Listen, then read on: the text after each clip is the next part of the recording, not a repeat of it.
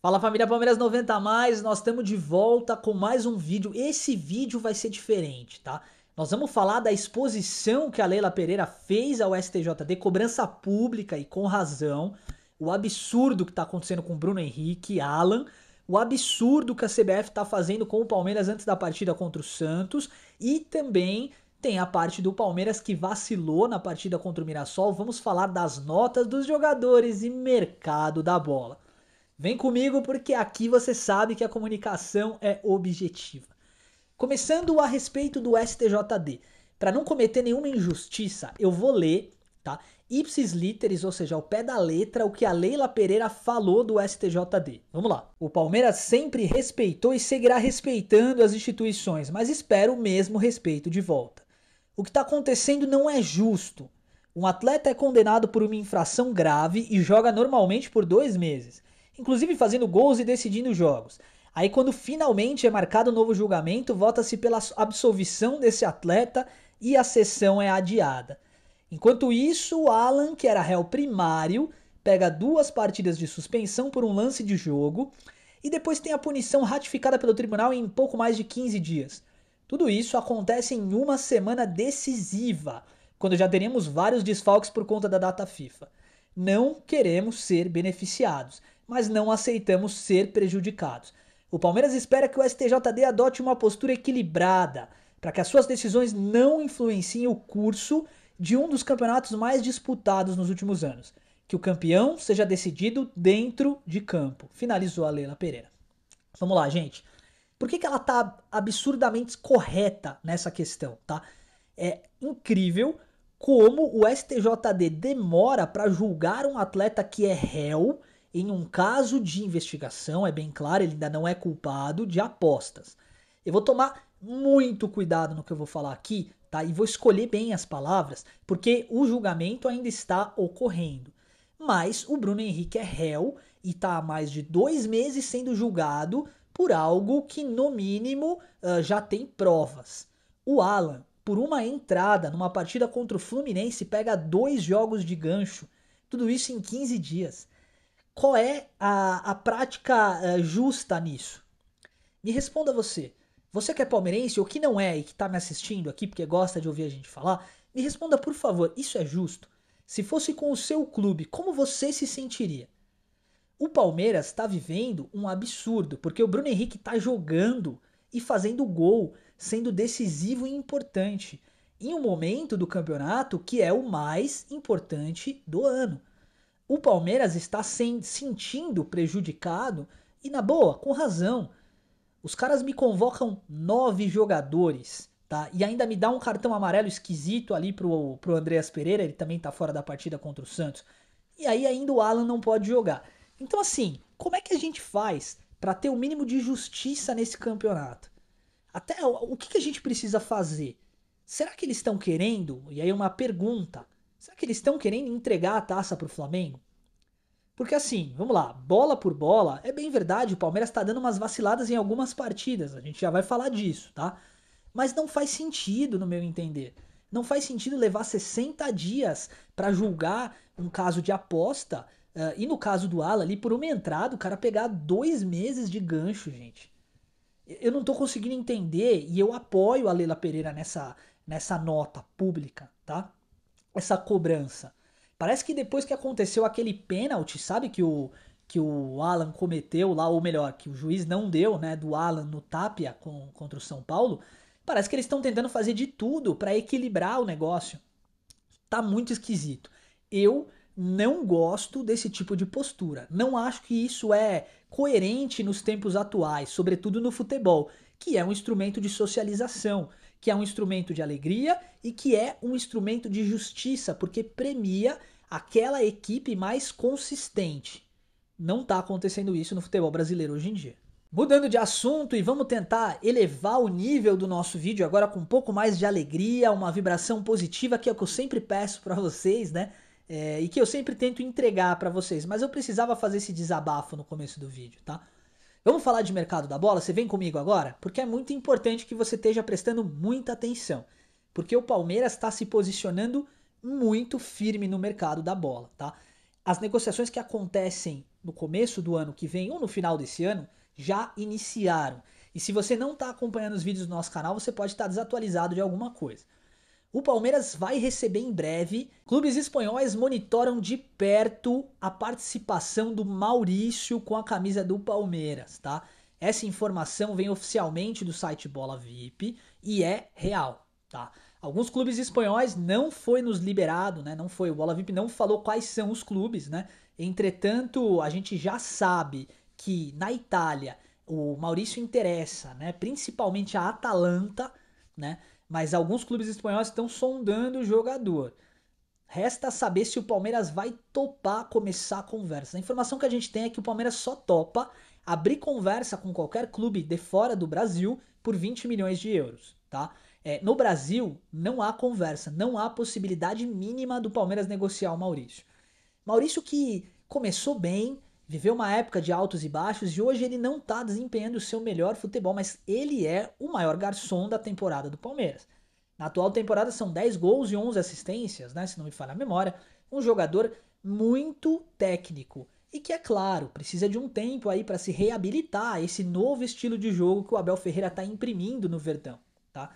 Essa é a notícia sobre o Maurício. Vamos ficar de olho, assim que tiver novidade eu venho aqui contar para vocês, tá? Porque teve também uma outra novidade no Palmeiras. O mexicano Marcel Ruiz ganha força, tá? A gente já falou isso no último vídeo. O Palmeiras vai contar com um novo camisa 8 para a próxima temporada e um novo atacante. É isso que o Palmeiras está focando em contratação. A possibilidade do Marcel Ruiz chegar no Palmeiras é grande. Algo em torno de 80, 70 milhões de reais é o custo para o mexicano, né? E aquele negócio, para a gente poder considerar o Marcel Ruiz como uma opção oficial no Palmeiras, a gente precisa levar em consideração que vai ter que escolher. Ou gasta uma grana alta num jogador como o Gerson, assim, que, bem, chegaria, vestiria a camisa e jogaria, né? Ou aposta em um ou dois nomes aí. É bem válido a gente lembrar que na nossa base, gente, tem inúmeros jogadores com muita qualidade esperando uma oportunidade. Eu posso citar para você o Rafael Coutinho, eu posso citar para você nessa posição também o Larsson, que consegue jogar bem de camisa 8. Temos o Evangelista que deve retornar em 2026, né? E temos uma novidade fantástica. Figueiredo, que volta em 2026 para ser um dos nossos principais jogadores. E outra novidade que deve pintar realmente no Palmeiras é a possibilidade de negociação aí para trazer um novo atacante. Quem é esse nome? Não vou te dizer oficialmente, tá? Mas o Palmeiras está mirando e está buscando possibilidades. Facundo Colídio interessa ao elenco alviverde, né, ao plantel. Entretanto, qualquer troca com o Facundo Torres, como foi sondado no começo, né, tá descartado, tá? Palmeiras não vai trocar o Facundo Torres pelo Facundo Colídio porque acredita que o Torres ainda tem lenha para queimar. E aí eu concordo, tá? Eu concordo porque, embora muita gente ainda não goste do Facundo, eu lembro que muita gente também não gostava do Flaco. E essas coisas mudaram, né? Com o passar do tempo a gente percebeu que o Flaco Lopes é um excelente jogador, ele evoluiu muito, né? Esse atacante pode ter um perfil de velocidade, é isso que o Palmeiras está apostando, tá? Vitor Roque deve permanecer em 2026 e é nisso que eu também tô colocando todas as minhas expectativas. Tá legal, gente? Então vamos rapidamente falar das notas da partida contra o Mirassol. O Palmeiras, não vou enrolar vocês, o Palmeiras foi dominado em campo. Essa é a minha humilde opinião, tá? Então dessa vez as notas elas não serão muito positivas não, tá? Não serão positivas porque eu não gostei muito do que eu vi, com algumas raras exceções, tá bom? Vamos lá? Começando pelo goleirão Carlos Miguel, que não foi mal na partida não, tá? Tomou os 2 gols, é bem verdade. O primeiro gol ali, talvez ele podia ter defendido, né? Por ele ser um jogador muito alto, a bola passou no meio das pernas dele ali, enfim, foi esquisito. Mas mérito também do atacante e demérito da nossa defesa, que deixa o cara entrar na área e finalizar. Então a nossa nota pro Carlos Miguel hoje nessa partida foi 6, tá? Não foi a melhor partida do Carlos Miguel, mas ele podia ter sido pior. É isso que eu quis dizer, tá bom?